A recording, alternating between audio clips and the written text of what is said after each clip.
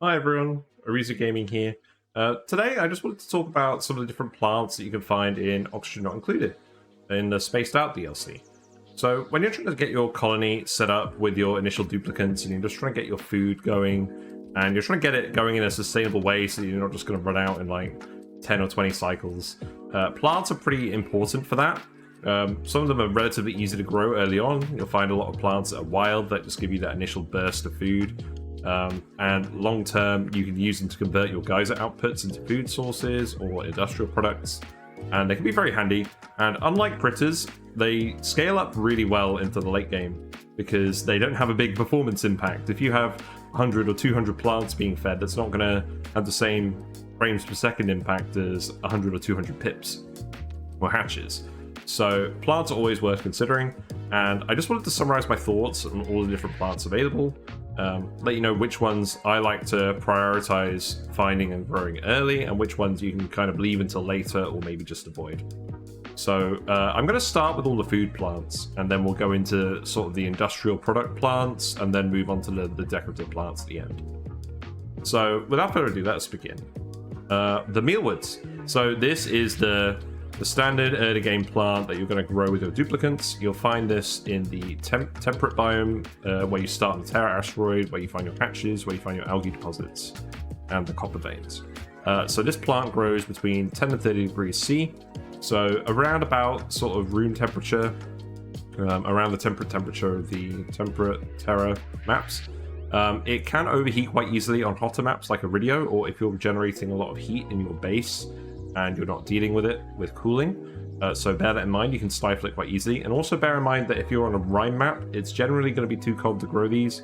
The 10 degrees threshold is not as forgiving as some other plants, so you'll need to heat them up a little bit if you're growing them on Rime. But in terms of fertilization, the requirement is relatively low. It's just 10 kilograms of dirt per cycle. And early on, you'll usually find enough dirt to run these without any problem. So definitely growing these early just to avoid starving, avoid making mush fries and mush bars, which use a lot more dirt and a lot of water per dupe. It's something that I definitely recommend. However, late game as a food source, there's two things that go against it. There's the quality, which is ghastly. It's not a good quality food. It's not going to give your dupes any morale, even if you process it into lice loaf or pickled meal, which doesn't have any extra morale. It just lasts longer before it goes off. What I would say is transition to better food sources late game that give better quality, and then your dupes will have extra morale. You can give them more skills, and it's very worthwhile. That being said, you can feed these to Drecos, and that will slowly convert the eggs to glossy Dreco eggs, and you can use those to get a lot of plastic early game. So you'll probably want some of these plants in your Dreco ranches, and eventually your glossy Dreco ranches, and they'll just eat them out of the farm tiles. Don't plant them in planter boxes for that. They won't eat them from the planter boxes. So that's a use for that, and you can also use it with a couple of other ingredients in the Juicer recreational building, which gives your dupes extra morale and extra strength. So late game, it can be worth having a few of these if you're ranching Drecos, but generally I would suggest transferring over to better quality food sources. But early game, it's pretty indispensable. Very good option just for avoiding starving. You could scale it up pretty well with even a large number of dupes. It should be said the plant grows to maturity pretty quickly, so your dupes are going to be harvesting it a lot. So it is a fair bit of manual labor, maintaining a lot of mealwood plants. But it does let you scale up your duplicant count early on, get a lot more stuff done. And then you have the manpower to build solutions to get better foods later on. So, yeah, overall I put it in B tier. Next up, we have the Bristle Blossom. So I'm going to put this in A tier. So this plant is, again, a temperate classic. You'll find it in the temperate biome. The temperature range is 5 degrees to 30 degrees C. A little bit more forgiving of cold temperatures, a little easier to grow on the Rime maps. The initial zone awaiting a printing pod is forgiving enough that you can grow these and you can pump water to them. So that's not too bad. They do require 20 kilograms per cycle of water each to grow, which is not a huge amount, but it's not a small amount either. If you're on a map where you start with a lot of water, like the Terra map, or if you're on a Rime map where you're melting a lot of ice, and that's where you're getting your water from, it's not too much of an issue, but eventually you're going to want to hook up some water geyser to it with some cooling. to avoid having any issues.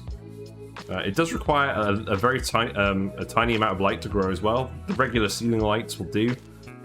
Bear in mind that it uses a very small amount of power, generates a very small amount of heat. But generally just having a coal generator hooked up with a smart battery, you're not going to notice the impact unless you've got loads and loads of these plants. But yeah, pretty easy to set up. These two plants grow in oxygen, polluted oxygen, and carbon dioxide, so early game you're not going to have any issues. Just don't let your natural gas vents or your chlorine vents leak out into the map, and keep your farters away from plants. Make sure that any natural gas from farter flatulent dupes drains away from them, and you'll be fine. But part of the reason flatulent dupes suck so much is because these plants don't grow natural gas. So just bear that in mind.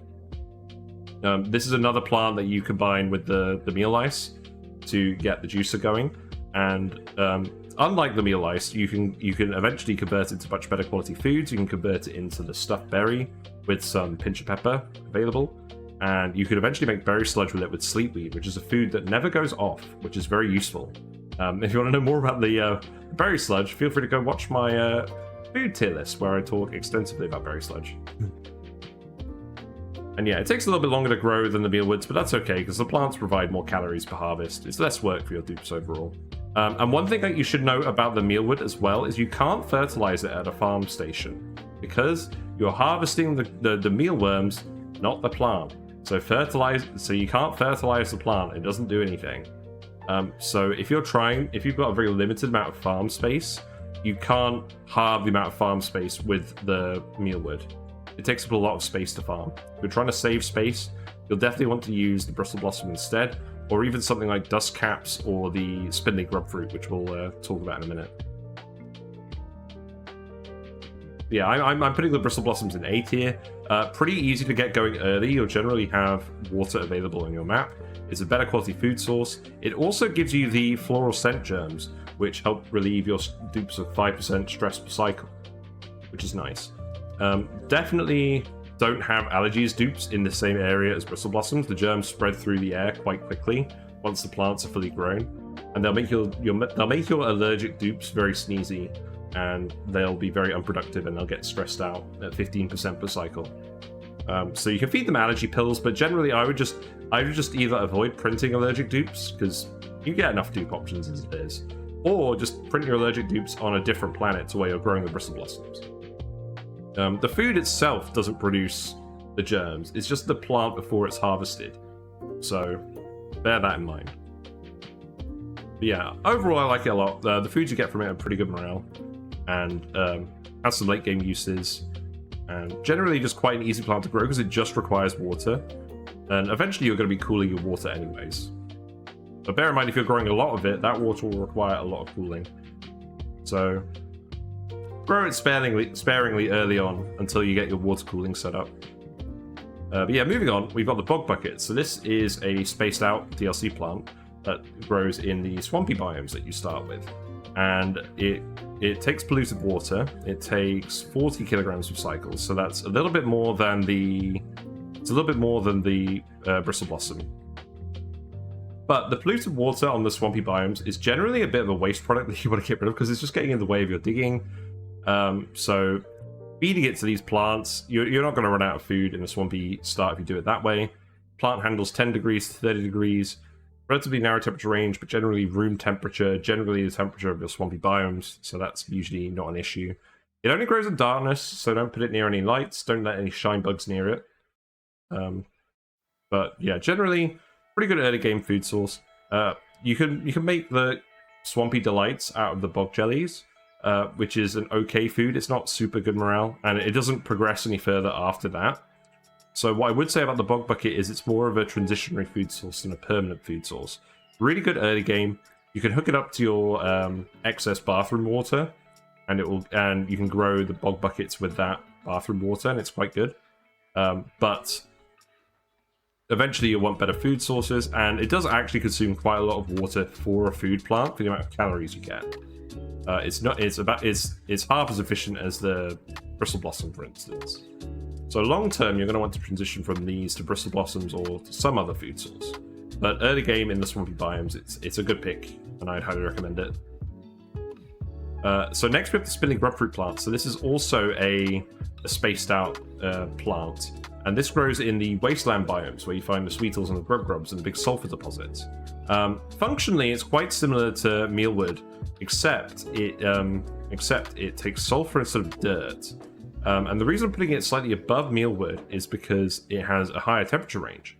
So on maps where you're going to struggle with heat, like Iridio, for instance, or if you've got your base and you're generating a lot of heat and you've not got your cooling network up yet, it will grow up to 50 degrees C. So that gives you a very large amount of leeway in the amount of heat that can build up in your base before your food supply gets interrupted. The only thing being, finding the sulfur can be quite challenging, but if you have a big wasteland biome nearby, you can find quite a lot of sulfur. That will last you for quite a few cycles. And what you can do is you can feed the sulfur to sweetles as well, and they will tend the plants and turn them into regular grubfruit plants, which give you the grubfruit instead of the spindly grubfruit, which is a higher quality food. The sweetles will convert the sulfur into sucrose, and then you can combine the sucrose with the grubfruits to get grubfruit preserve, which is a food that takes a very long time to spoil and is good quality. So if you haven't got the berry sludge on that yet, this is a pretty good food too. And you can make the mixed berry pie with it and a few other things. Pretty good long-term food source. You would probably need a sulfur geyser on your map for you to consider running it in the long term, because otherwise you're eventually going to run out of sulfur, unless you're doing a load of sour gas boiling. But the sulfur geyser, once tamed, it gives you a pretty good amount of sulfur, and you'll want to feed that sulfur to the sweetles and the grubs to convert it to sucrose and then eventually to mud, which means you can convert the sulfur into dirt and water, which are two things that you really need. So what you would do is you would have a ranch where you'd have either sweetles or grubs being ranched, and then the free space in the ranch you can use to grow the grubfruit plants. The bugs will tend the plants and give you the high quality grubfruits, and you just deliver sulfur to both systems. It's a pretty neat build, to be honest, and it's quite rewarding.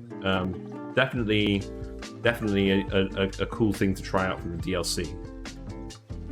So I'd recommend these plants. But they are a little bit situational, because sometimes you're just not going to have a sulfur geyser. Sometimes you're not going to have a huge amount of wasteland biomes. So that's why I'm putting it in B tier.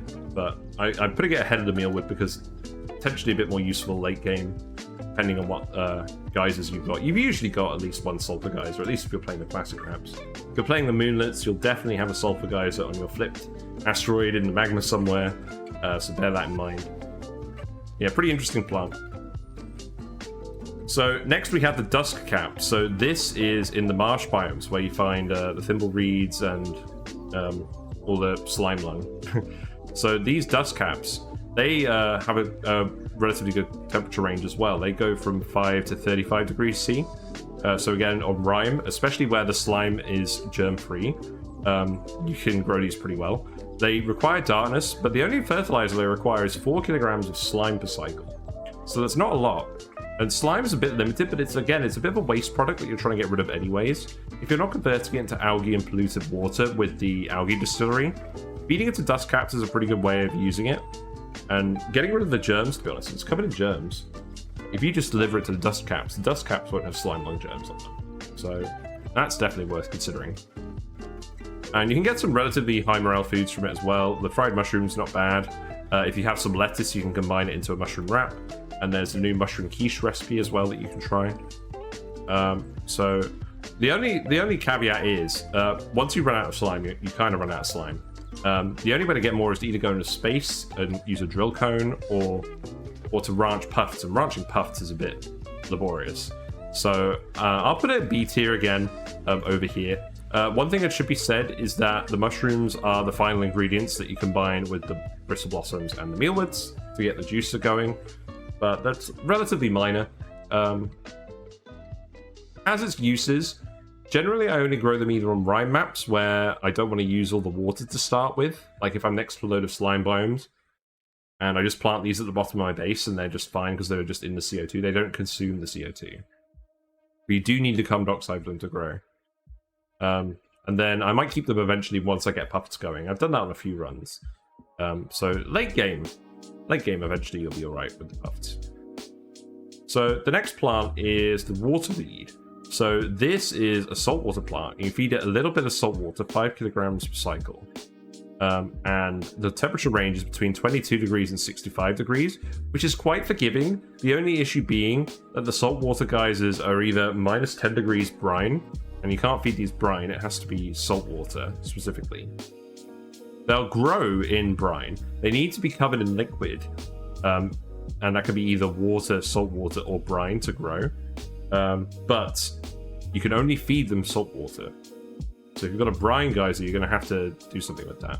And the regular saltwater geysers come out at 95°C, so you'll have to cool that quite considerably to feed it to the waterweeds, but not as much as you would with the Bristle Blossoms. So if you have a lot of saltwater geysers, instead of boiling the saltwater like you would normally, it can make sense just to cool it down and feed it to waterweeds. The only caveat to that being, you also need a very small amount of bleach stone to fertilize them, and this is a very small amount of bleach stone, 0.5 kilograms per cycle per plant. But bleach stone is a very rare resource as it is, and it's difficult to find on maps compared to even slime. Now the plant is definitely better than it used to be because they've added the bleach stone hopper to the game, which lets you convert salt into bleach stone. You've got a little bit of gold from, say, a gold volcano or your metal refinery. So getting your hands on some bleach stone isn't as hard as it used to be. You used to have to go with puffs, squeaky puffs, eating from chlorine vents to get bleach stone reliably. So the plant is definitely better than it used to be. And the lettuce is used for the mushroom wrap and for the frostburger, which gives you a lot of morale. You don't need a lot of lettuce to make these foods. But the extra complexity that comes from getting the bleach stone is something that needs to be considered. What I would say is waterweeds are actually quite a good plant to wild plant. The pips will wild plant stuff so that you don't have to feed them the fertilizer stuff, and they grow in a quarter of the time because they're wild plants. So what you can do is you can get your pips to plant in an area with some water, and then you can get your lettuce for free from that. And because these high quality foods require so little lettuce, you don't actually have to pip plant that much waterweed to get enough lettuce for what you need. So yeah, pretty interesting plant. Early game you can grow these if needed. Can be a little bit challenging to transition into the late game, but can be worthwhile. Originally I would have put these in C tier, but I think I'm going to put these in B tier now as well, just because it's a lot easier to get bleach stone now with the bleach stone hopper. And that was the main quibble I had with this plant. But yeah, the relatively low amount of salt water required to grow them is a plus, and the forgiving temperature range is a plus as well, because you need less cooling compared to the Bristle Blossoms. So yeah, interesting plant. One more thing about the Bog Bucket is that the polluted water vents come out at 30 degrees C anyways, so that's perfect for the Bog Bucket, so you don't have to worry about cooling these at all. It's just the sheer amount of water they require is the drawback. So then next we have the Nosh Sprout. So this is a plant that I used to think very little of, because directly comparing it to the Sleet Wheat, I didn't find that many use cases for it. But now that I've actually grown these in game, I'm a little more forgiving of these plants. So they grow between minus 25 degrees and 0°C, so they're a cold plant. You have to keep them in a cold room. They'll grow on rime maps in unwarmed areas, and they'll grow in the cold rust biomes as well, wild. To be honest, this is a plant that I usually just like to harvest wild and grab nosh beans from occasionally, because the nosh beans will keep well in the conditions where this plant grows, i.e. in CO2 at low temperatures. So oftentimes, if you can find these in the wild, if you can just maintain their conditions, the nosh beans will just keep indefinitely where the plants are. And you can just go in and grab like 100 of them, like after like 100 cycles or whatever. And just make a stock of tofu or whatever. But yeah, if you're not growing these wild, I would recommend just pit planting them first. But if you're not growing them wild, you have to feed them liquid ethanol, which is a bit annoying, and give them a little bit of dirt. So the ethanol you're going to get from ethanol distillers, and you use that to convert lumber into ethanol. And you get lumber from the tree, which we'll talk more about later. But the ethanol comes out of the machine at 75 degrees C at least. So you're going to have to cool this quite a lot to get the plant to grow with it, considering it has to be below freezing. And there's sort of two circumstances where you're going to be cooling ethanol. One is where you're running a thermo aquatuner full of ethanol to go through your freezers to keep them cool.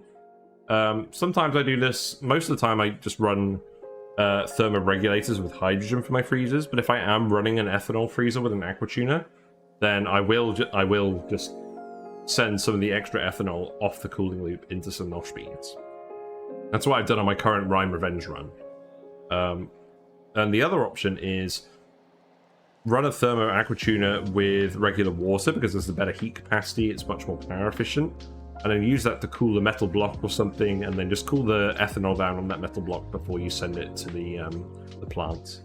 That's what I would do if you're not using the ethanol food freezers.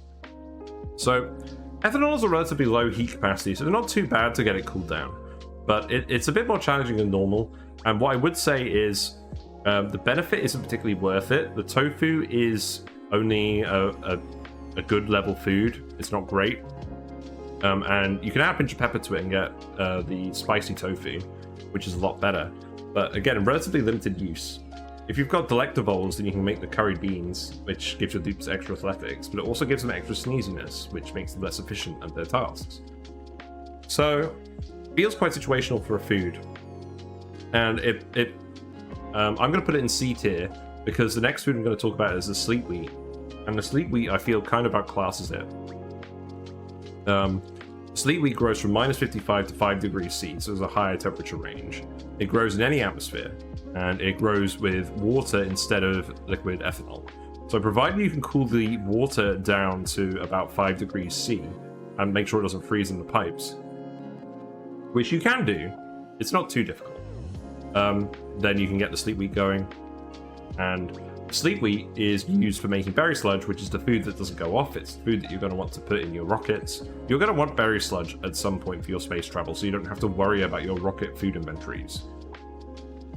And that's it, really. Like, I struggled to see why I would dedicate either wild farming space to the Nosh Sprout, or dedicate a whole ethanol production loop just to the Nosh Sprout, when I could just use the Sleet Wheat to get high quality foods as well, and those high quality foods don't go off. However, one thing that should be said is the Nosh Sprout is technically more water efficient. Because the tree consumes relatively little water, it produces a lot of lumber. Well, it consumes a large amount of water, but it produces a ton of lumber, and you can produce a ton of ethanol from that. So, the amount of water you're feeding the tree can grow a lot of Nosh Sprouts, and it's more than twice as efficient with water than the Sleet Wheat at the end of the day. So, there's pros and cons, but I would still grow the Sleet Wheat normally. I'm still going to put the Sleet Wheat in B tier, because the thing is, it is quite hard to grow early on. But again, what I would do is I would just leave the frozen biomes where you find it. If you've got Sleet Wheats and CO2, A, fill those rooms with CO2 if you can, preferably from a cold CO2 geyser. And B, just leave the wild Sleet Wheat plants on their own. And then you'll come back and you'll find like 100 wild Sleet Wheat grains. And similar to the Nosh Sprouts, you can use that to make a load of foods. The food range for the Sleet Wheat is a bit wider as well. You've got the frost buns, the berry sludge, pepper bread, the frost burgers require Sleet Wheat, the mixed berry pie requires Sleet Wheat. So overall, it's a more versatile food as well. But the Nosh Sprout does use less water, so that is worth considering. Not really. Like even taking into account that you're using water in the micro musher for the tofu, it's still way more water efficient than the Sleet Wheat. But the Sleet Wheat isn't super inefficient. It's still the same level of efficiency as the Bristle Blossom or the plant. So yeah, I put it B tier. I wouldn't rush it early game. Just leave it wild where you can, and then prioritize it late game when you're trying to start rocket travel and trying to get the berry sludge, trying to get George the Hermit maybe, who wants his fancy foods. So that's what I have to say about Nosh Sprouts and Sleet Wheat. So then we have the plants, the food plants that you just find in the wild. So the Muckroots you find in the temperate biomes, the Hexalents you find in the forest biomes, and the Swamp Chards you find in the swampy biomes. You'll want to dig these up right away. They don't go off. They've got really bad food quality, but just being able to dig them up early on lets you get more dupes early on, get progressing your base faster, get exploring the map faster with all that digging. So it is worth prioritizing finding these. Obviously, they don't grow. So once you find them, that's it. And the other thing I would say is save them for rocket travel as well. if you're doing early game rocket travel before you're going to get Sleet Wheat and Berry Sludge online. Because just having a food that you can put in your rockets, like your CO2 rockets, particularly when you're doing something like the Moonlit start, is really handy, just not having to worry about that. I realize we've got a lot of foods in B tier. That's going to change soon, don't worry. The other thing I would say is you find these buried digging, whereas the Hexalent is growing in the wild. So that's something to be considered. I mean, I'm doing this tier list based on which foods I prioritize going for first. So honestly, I'm going to put these all here in A tier. Obviously, they're limited in quantity and quality, but just finding them early is super important, so that you don't have to worry about food in the early game as much. Because actually just trying to get farms going is a lot of duplicate labor early on. It takes a while for the plants to grow. Not as long as getting critter ranches going, but it can be enough where your dupes will starve if you're not doing it properly. But just digging around, finding these plants, finding the Hexalent or forest starts as well is a really good way of buying yourself more time and surviving the early game. So even though it looks really weird, I am going to put these in A tier, and just keeping them for early rocket travel as well is super important. So yeah, definitely prioritize finding these plants overall. So those are my opinions of the food plants. I just like Bristle Blossoms. They're very convenient, and you get high quality foods from them, and you can set them up super early. Maybe actually, I think I'm going to put Sleet Wheats on the bottom of A tier, because you are going to want to prioritize those after you've got your main food source on. You just want these two for Berry Sludge. That's definitely the strong late game justification for it. I think these two belong together. Yeah, moving on. The Pincha Pepperplant. So this is an interesting plant. So this is not technically a food plant, because you can't eat the Pincha Peppers, but you use it to enhance a lot of foods. Use it to enhance the Bristle Blossom, the Sleet Wheat, lots of other things. And you can use it in a coffee machine as well to make coffee of your dupes, give them extra morale and extra science. Pretty handy building to have. It consumes 35 kilograms of polluted water per cycle. You find it in the jungle biomes with the Drecos. And one thing to note is it does require hot water. It requires temperatures of between 35 and 85 C to grow. If you're trying to feed it off of your bathroom waste, it's not ideal, because the bathroom waste comes out at 37 degrees, and odds are your base isn't at 37 degrees, so it's probably going to cool down enough that the plant will stifle. There are better plants to use to feed your excess bathroom water, but if you're preheating the polluted water in any way, then these plants are pretty easy to grow. What I actually recommend is you can hook these up to a metal refinery early on. So what you do is you feed your metal refinery with polluted water, either from the map or from a vent or from polluted ice that you've melted or whatever. Like the excess water from your natural gas generators, whatever. You run that through the metal refinery, and one lot in the metal refinery will take 20 degrees polluted water up to this sort of temperature range. Even gold will get it above 35 degrees C, and steel will get it closer to 80 C. But one lot of metal, and you can take the coolant and just dump it in these plants and not worry about it. And that lets you run the metal refinery without the normal question of where the coolant goes. You just put it in the plants. It's fine. The seeds are everywhere.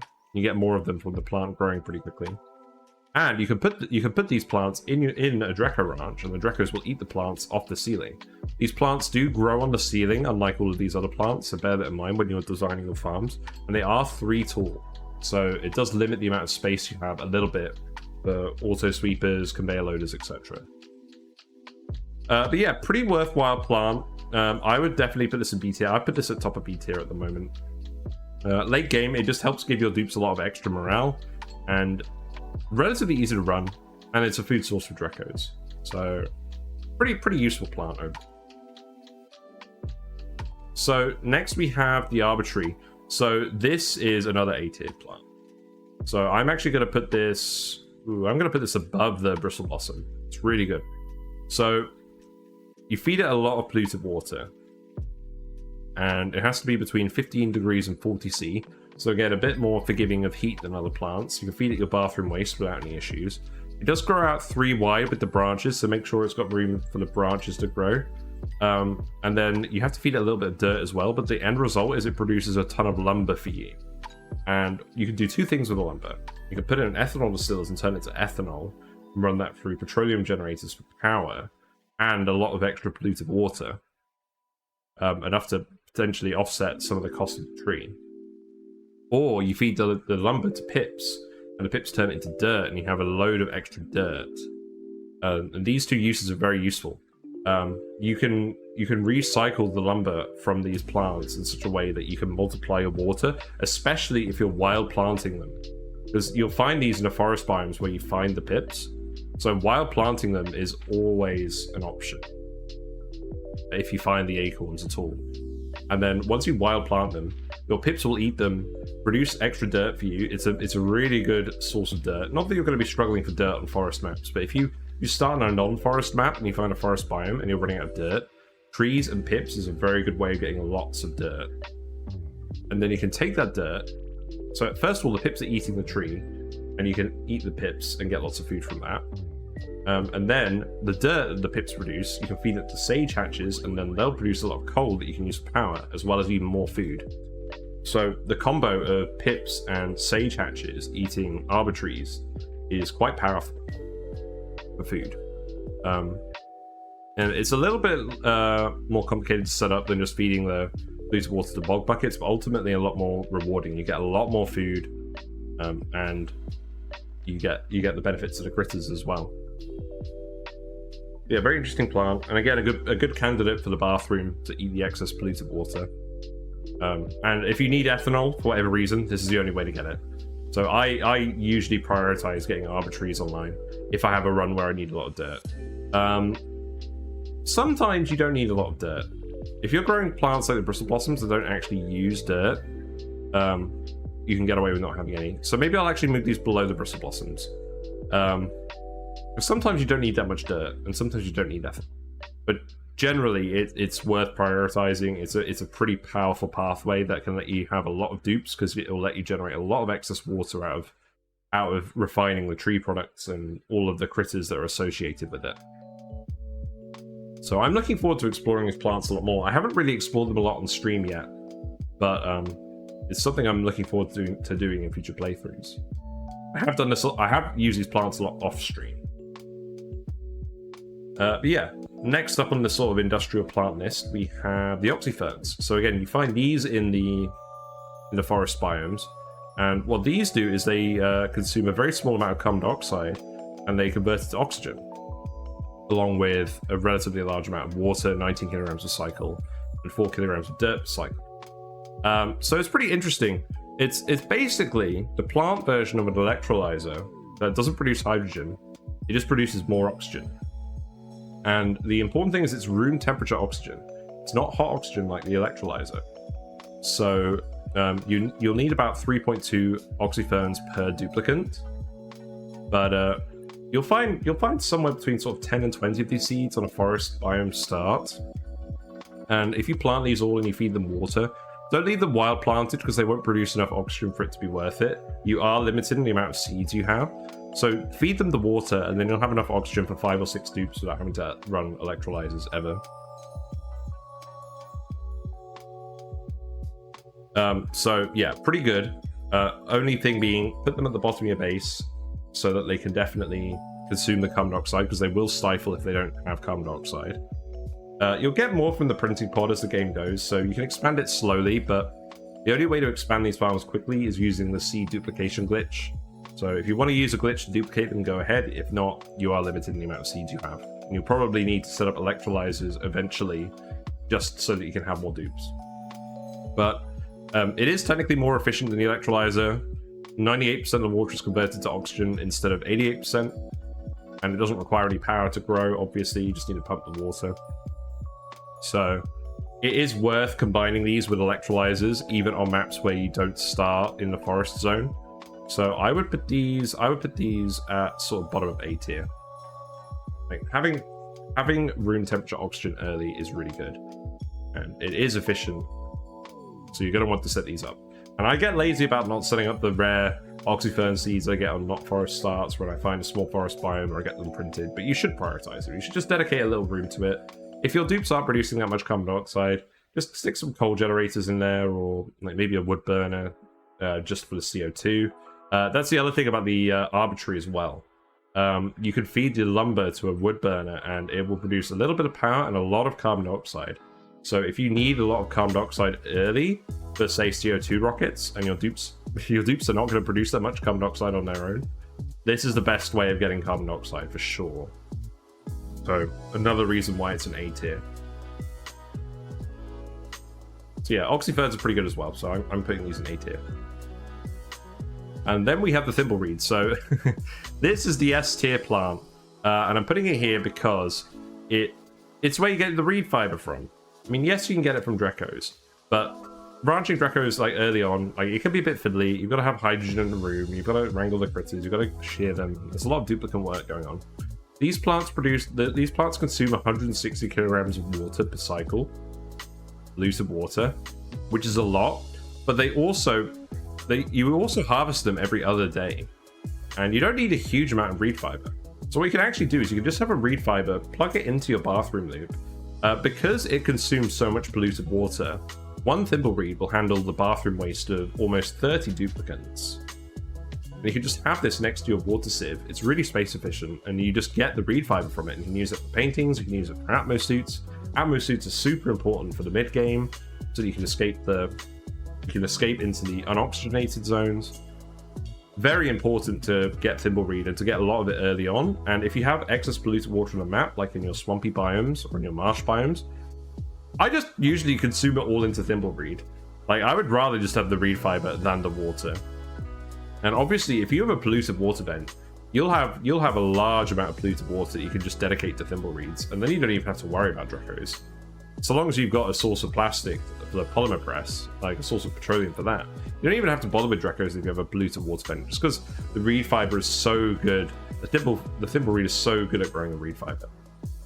And again, fertilizing it, you'll get even more. I would definitely recommend fertilizing this plant with a farm station, just so you can get twice as much Thimble Reed. And also, because the plant actually reproduces so quickly, you get a lot of seeds from it. So once you've planted your initial plants, you don't need to grow massive amounts of Thimble Reed. You'll feed all the excess seeds to Pacus and get all your food that way. So it's even handy for food production in that respect, because you don't have to worry about what you're feeding the Pacus. The temperature range is a little bit narrow. 22 to 37 degrees is a bit narrower than normal. So you'll want to keep it in an insulated room. Polluted water vents at 30 degrees is fine. Bathroom waste is fine. But make sure it's insulated from a general base cooling, is what I would say. But yeah, easily one of the best plants in the game. Just because it lets you make that jump to Atmo suits, like, perhaps a lot earlier than if you had Drecos. I almost always, like, a lot of my runs, I actually just prioritize exploring so I can find a marshy biome, just so I can find this plant, get my bathroom set up with it, get a few more set up, and then just get my exosuits going. It literally dictates how I play the game, so I would put that in S tier. So then we're moving on to some of the more niche industrial plants, but still pretty useful. The Saturn Critter Trap is a new plant that was added in the Spaced Out DLC, and this grows in a radioactive biome, the cold radioactive biome, with all the beeters. So this plant grows between -90 and 0 degrees C. And so you'll need to cool the room that you keep it in. But it does some very interesting things. You technically feed it a little bit of polluted water, but that's not really relevant, and I'll explain why in a minute. The main purpose is it will eat critters. It will eat ground-based critters like hatches. It won't eat flying critters like puffs, and it won't eat Pacu. But it will eat ground-based critters, and it will convert them into hydrogen. So this lets you take all of your excess critters from your ranches, and instead of killing them for food with a drowning chamber or whatever you have, you can convert them into hydrogen and get extra power or extra rocket fuel. So it gives you a way of reusing those critters in a different way, which is really interesting. One thing to note is the critters that you'll dump into the room with the critter traps are usually quite warm. So you'll have to cool the room quite considerably if you're producing a lot of critters and dumping them in the room with the plants. So bear that in mind. It's usually like a thermal aquatuner's worth of cooling you'll need. If you've got like hundreds of critters cooling in there. But then the other thing is, you'll find these plants wild, and you'll often find them next to beta hives where the bee tinies are coming out, and they'll just wander out of the hive into the plant and get eaten and turn into hydrogen. And then the hive will produce more bee tinies, etc. So this will keep happening, and you'll eventually end up with a radioactive biome full of a stupid amount of hydrogen pressure. Most plants normally overpressurize at 10 kilograms per tile. Plants do require a little bit of pressure to grow as well, so bear that in mind. But the Saturn critter trap doesn't actually have a pressure requirement, so you can just leave it in the room with the beta hive or with your critters being fed to it, and it will generate an infinite storage of hydrogen on its own. So that's very handy. You can just pump it all out. Yes, if you're growing it domestically, you do need to feed it a little bit of polluted water. I would just pit plant it, because while planting these does not affect the critter hydrogen ratio.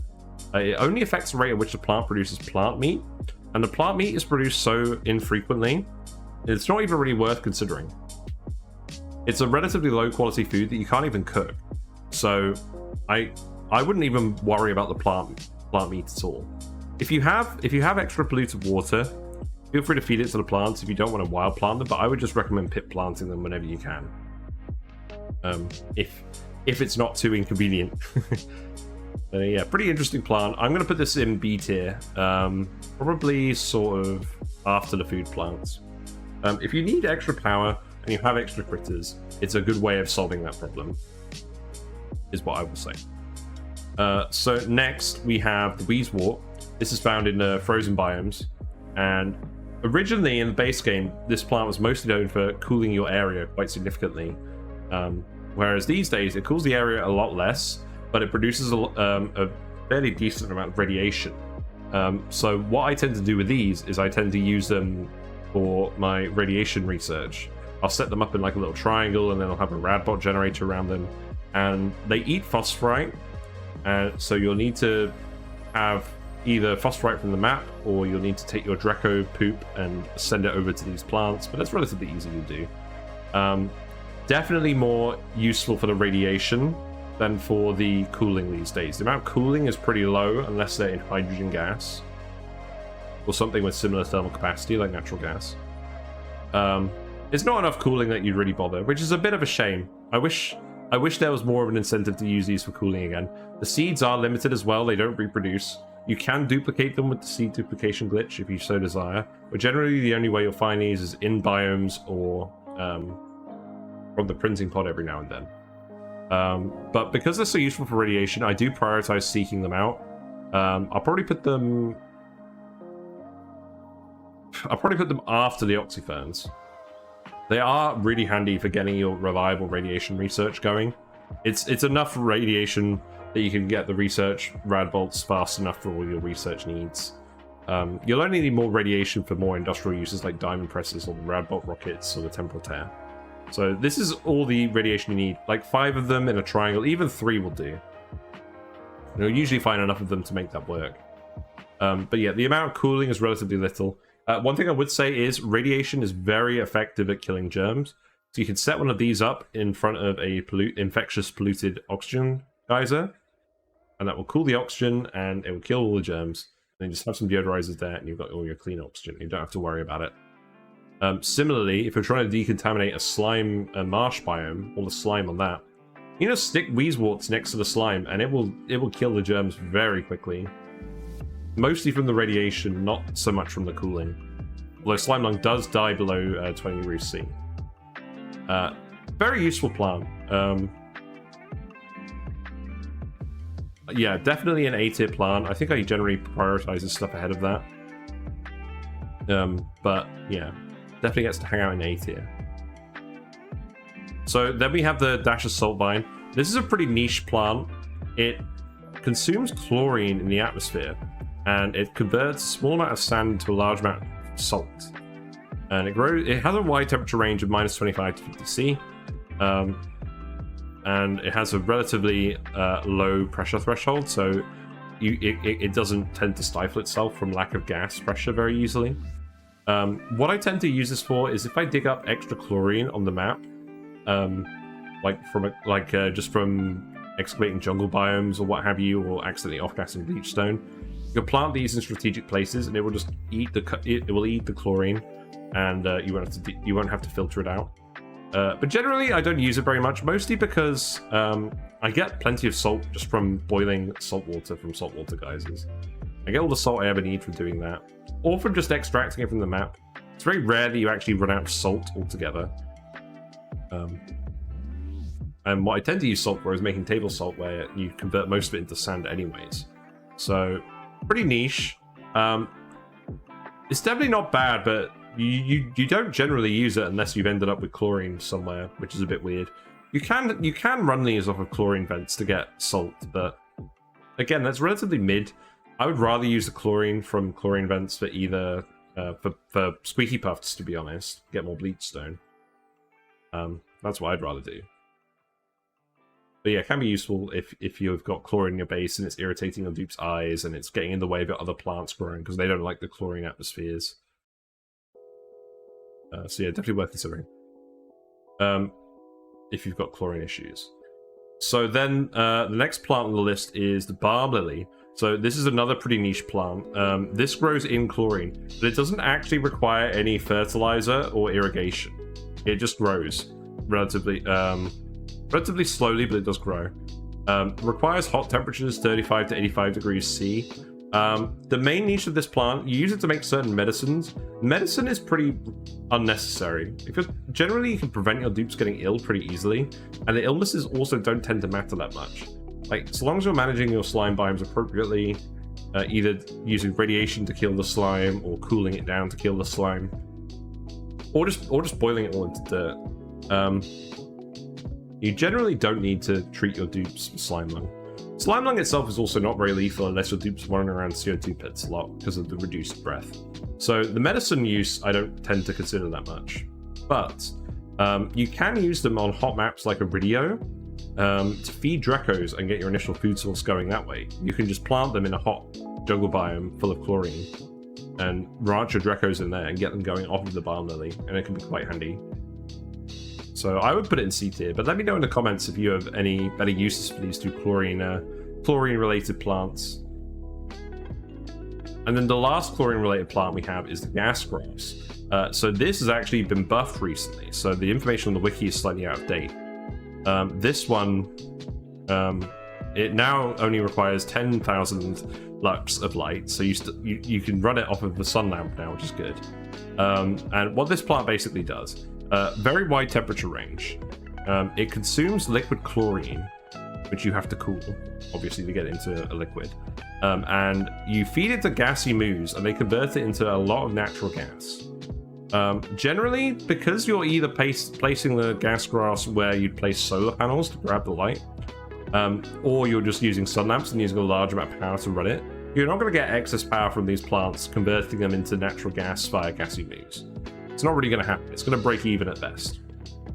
But now that they've buffed gassy moos, now that the gassy moos can attract more of themselves, and they produce brackine, which you can use to overstock your critter ranches, boost your transit tubes, make plastium, relieve stress for your dupes.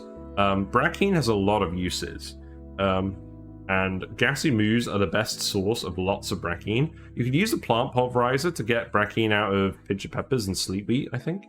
But it's not a lot. A gassy moo will provide way more brackine. So it's obviously a late game thing because you can only find it on the Moo asteroid, but it is at least worth considering now. Before it wasn't ever worth considering because the power was not worth it. But now the brackine does make it worth it. So I think honestly I would probably put this above the Nosh Sprout. I think I would probably prioritize going for gas grass before Nosh Sprouts and jetting. And it's not just because the gassy moos are cute. So yeah, top of C tier, I think, for that. One thing I didn't mention about the Wheezeworts is that they will stifle below -60 or above 95C. So don't try and cool down steam rooms with Wheezeworts. But generally, you don't come into this too much, because generally they won't cool the room down enough to stifle themselves, unless it's a really insulated room. And it's a very wide range, so that's why I kind of ignored it earlier. So then we're nearly at the end of the list. So now we're just all the decorative plants, and there's not really a lot to talk about here with these. I'm going to start I mean, I'm going to start with the Buddy Bud. This is the best one. And I would probably put this here. Buddy Buds produce the floral scent germs for you, always. So it's pretty handy, A, from a stress reduction point of view, and B, because it helps outcompete other germs in the air. So if you've got like an airborne slime lung, it can help sort of fend that off a little bit. You can put them in sort of like entrances to your base and help prevent other germs from getting through. It's not as good as it used to be, but it is worth considering. And the stress relief is worth considering as well. The plant grows between sort of 20 and 40 degrees C, so on the warmer side. So, but generally on the maps on the biomes where you find it in the sort of marshy, you find it in the swampy biomes. Generally you'll find them in the areas where they grow. Yeah, as the wiki says, it can block the zombie spores. So that's worth considering. Yeah, I like the Buddy Buds. I'll go and try and dig them up and put them in my Great Halls, etc. And then the decor itself is actually it's 15, so it's not huge, but it's not terrible. And then we have the other decor plants, which I'm just going to rush through fairly quickly. Generally speaking, I prefer the ones that are warm to the ones that are... I'm going to put these at the bottom of B tier. I prefer the ones that grow in the warm to the ones that grow in the cold, because generally your base might get above 30C in the mess halls when you're going to be planting these or whatever. So I find them less useful, but it's not a big difference. So I'll just stick them all here. The Jumping Joya is definitely the best of these. I'm going to put it just below the Buddy Bud, I think, because this grows in a temperature range of 0 to 100 degrees C. So you can plant this pretty much anywhere and it's going to be fine. Don't know why it grows well in cold temperatures, but I guess deserts get cold at night. Yeah, this is definitely the most reliable plant to put somewhere, but I do like the stress relief from the Buddy Buds a bit more. And then we have the D tier plants. I was saving these till last. So first of all, the Tranquil Toes. So this is a spaced out plant that is so infrequently used that it doesn't even have a sprite on the wiki. So that's why I've got a dodgy looking sprite here. And the reason for this is because it only grows below freezing. And it's a decor plant. When are your dupes going to be going into an area below freezing for decor? Like, realistically. At this point, you're just going to use paintings or metal statues or literally anything else. You're never going to prioritize using them. So, just don't bother. I mean, the main purpose of the plants in D tier actually is to just style over people online by showing them pictures of where you've grown these weird plants just for no reason at all. And then last and definitely least with the Sporechid. So this plant, if you didn't know, it produces the highest amount of decor. Yes, technically, and it has a very wide decor radius. That's very true. And it has a very good temperature range of -15 to 240 degrees C. It only grows in CO2. You know the reason why this is bad. The plant produces zombie spores. So these fill up the gas, and they can give your dupes zombie spores, which they're very likely to catch with any contact. And this disease will give them -10 in all attributes for like 20 cycles. I think it's 18 cycles. Yeah, it's 18 cycles of -10 to all attributes. This can kill dupes if they get trapped in situations they can't get out of. It's very likely. And it's very difficult to cure. You need sun nymph eggs, and you need steel, and you need a disease clinic. So generally, these plants exist in oil biomes as an incentive to get your dupes in atmo suits so that they don't get the zombie spores. You can put them in your base surrounded by window tiles to get the decor from them. And it has a large radius and it's a lot of decor. And it doesn't consume the carbon dioxide. So if you can fit these in your base, they do give a lot of decor. But you never need more decor. You can get enough decor through paintings and like the metal tiles and drywall and all the metal statues and all the other sources of decor that you have. You never actually need to plant Sporechids for decor. So definitely do not go down into the oil biome and hunt them for decor instead of doing more important things. But you don't need me to tell you that, to be honest. So yeah, that's all the plants. That's all my opinions on it. I think the Thimble Reed is the plant I go for the most. The Thimble Reed is the plant that I rush for the most. Because finding Thimble Reeds or not finding them will really determine the speed of the game, how quickly you get your dupes into exosuits, how quickly you get them into all the hazardous biomes and situations that exosuits allow you to do. Certain starts that you might see in my asteroid types video lack Thimble Reed intentionally to make the game harder, so you have to get Drecos, and some of them lack Thimble Reeds and Drecos. The game knows reed fiber is important. You use it for exosuits, you use it for paintings, for decor, you use it for carpeted tiles to relieve stress underneath beds. And it's also just a really good plant to consume all of the excess waste from your bathrooms. So I always rush this. Food sources, definitely prioritize getting your non-perishable bad food early on, because it will give your dupes the extra capacity to not worry about farming other plants for a while and just go dig, go research, go build stuff. Do all the early game stuff you need to do faster by eating these instead of eating your farm plants. Just dig these up wherever you find them, in buried tiles, in the forest biomes. Definitely prioritize looking for those plants. I like Bristle Blossoms a lot as a food source because they give you the stress relief germs. They consume relatively little water, and they let you get some high tier food so that you use more recreational buildings. Overall, I think this is the most consistent food plant. It's usually the one I go for early game because it also has a lot of late game uses. Trees are fantastic for producing dirt via pips, for producing ethanol for whatever you need to use ethanol for, and for recycling polluted water and multiplying it, especially if you plant them wild with pips, which you always find in the same area. Wild planted trees basically just let you get unlimited water if you plant enough of them. So definitely prioritize finding these if you don't have other water sources and you want to go into the tree route instead of going into the geyser taming route. It is actually just an option to not use geysers and to just plant trees with pips and handle all their products instead. I don't tend to do this, but it's absolutely a viable pathway. So trees are very important to find.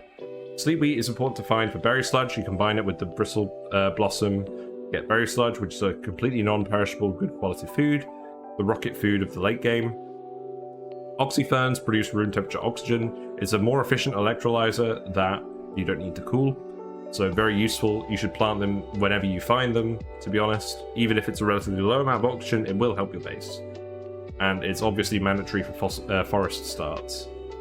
And then the Wheezewort is a fantastic source of early game radiation for your radiation research. The cooling helps as well. It does help keep your base cool. You have it there. But the radiation is the main benefit. You can use it to decontaminate slime tiles of germs, which is very helpful for whenever you're trying to disassemble a slime biome. Just planting Wheezeworts temporarily in the area is the best way to decontaminate these. I've tested it. So yeah, that's A tier. B tier are a few more niche plants. Mealwood's obviously very good early game, but eventually you're mostly just going to be using them to feed Drecos and Glossy Drecos, because the food is pretty bad and labor intensive on its own. The Grubfruit plants are pretty good. If you have a sulfur geyser, you'll want to grow some of these with your sweeters and grubs. Pretty good pathway for getting more dirt and water. Gives you some high quality foods as well. Pincha Pepper lets you improve your food quality a lot, and it's a pretty easy plant to set up with a metal refinery as well. It lets you set up your metal refinery more easily by giving you somewhere to just dump all the hot coolant. So highly recommend this for early game. These are my two favorite decor plants. Most temperature resistant and produces the stress relieving germs. So I generally prioritize looking for these in the respective swampy and oil biomes. Bog buckets are a good early game food source on the swampy biomes. They'll let you consume all the extra polluted water that you want to get rid of, that's blocking your access to the rest of the map, and convert it to food. Eventually I want to move on to better, more efficient food sources, but early game it's pretty good. Dusk caps, interesting high quality food option that consumes a relatively small amount of slime, gives you a way to consume your slime, and it's not bad. You can combine it with other foods. Waterweed, definitely better than it used to be. If you have saltwater geysers, you can cool them down and grow a lot of food with them relatively easily. You do need bleach stone to fertilize them, but you could use the new bleach stone hopper to get that from salt relatively easily if you have a gold volcano or any gold amalgam that you could just occasionally process. Wild planting them underwater is also quite good, and lettuce lets you get some of the best quality foods in the game. So which require relatively little lettuce. So definitely worth considering nowadays. I didn't used to rate this plant very highly, but it's a bit better now. Saturn Critter Trap requires cooling, but it lets you convert excess critters into hydrogen and thus excess power instead of excess food. So that's very handy for giving you something to do with all your extra critters. The Mirth Leaf. These are just all the other decor plants. I prefer the high temperature ones to the cold temperature ones, just because your base tends to run hotter in the early game. Obviously the colder ones are better if you're on a Rime map, but if you're on a Rime map, it's generally too cold for these anyways. So that's why they're a bit lower down. And then in C tier, we have the Gas Grass. It's got buffed recently, so now you can feed it to moose and get the Brackine, which has a lot of different uses. But power-wise, it's not really going to break even, because you need to plant it in light where you could have solar panels. Or you're going to be running it off sun lamps, which will consume all the natural gas you get from the moose by feeding these to them. So still pretty niche, but if you want lots of Brackine, you can do that instead of using the plant pulverizer and Pincha Peppernuts, but I would probably just still use the Pincha Peppernuts. Nosh Sprouts as well. Not an awful food source, but more complicated to get set up than the Sleet Wheats, and you don't get the berry sludge as the payoff, so why even bother growing this as your cold plant instead of Sleet Wheat? It is technically more water efficient, if that's relevant, but I mean, it takes liquid ethanol to run, so instead of using the water for trees and converting the trees into ethanol for that, why not just like wild plant them, and then at that point, why not just wild plant the Sleet Wheat? Then you've got the chlorine plants. The Dasha Saltvine converts chlorine and sand into salt. Good for decontaminating your base out of chlorine, but generally not that useful. Chlorine vents are better uses. You're probably going to want to convert that into leech stone via squeaky puffs, and then geotune with that, or use it to feed waterweeds. Generally, you have enough salt from saltwater geysers that it's not an issue. If you don't have any saltwater geysers, prioritize these with a chlorine vent to get your salt, but that's basically it. And then the Balm Lily is a medicinal plant that you basically just use as Dreco food in a chlorine environment if you don't want to plant plants that require fertilizing for food. Relatively niche. And then last we have the Tranquil Toes, which is a pretty useless decor plant that only grows below freezing, where you're never going to have anywhere in your base. And the Sporechid, which gives a lot of decor, but will also give you loop zombie spores if you ever mishandle it. And there are better sources of decor, so just don't bother with the Sporechid. Again, you don't need me to tell you this. But yeah, that's all my thoughts on the plants in this game. Plants are very powerful, as I said at the beginning. You can grow a lot of them without jeopardizing the performance of your computer. Unlike critters, which the more you have of, the slower your frames will get. So always worth considering planting stuff. Either fertilizing it or planting them wild with pips. And yeah, thanks very much for watching. I do appreciate you guys all watching the Oxygen Not Included content. I stream on Twitch most weekdays from 7:30 to 10:30ish. Feel free to give me a follow on Twitch, and I'll give you a notification when I go live. And we have more YouTube videos as well. I upload all of the VODs to YouTube for my streams. We're currently doing Rime Revenge, where we're doing a Rime map, and we're growing a lot of Bristle Blossoms for real good reason, but we're growing a lot of them anyways. Yeah, some interesting stuff happening in that run. We do also have the Discord group where we post a lot of Oxygen Not Included builds and memes, and people are showing off their designs. So feel free to go have a look at that. There's quite a few different farms on there as well, I think. People are very keen to feed the resin tree, so that requires a lot of food. Yes, if you like this tier list and you want more Oxygen Not Included sort of content, I do a lot of tier lists, I do a lot of meme videos. Feel free to subscribe to my YouTube channel. We're almost up to 500 subscribers, so I'm actually pretty close to hitting partner. So I very much appreciate it if you do subscribe. Helps me out, helps out the fish. And yeah, so I'm going to be streaming on Monday, and hopefully I'll see you then. Thanks for watching, and bye for now.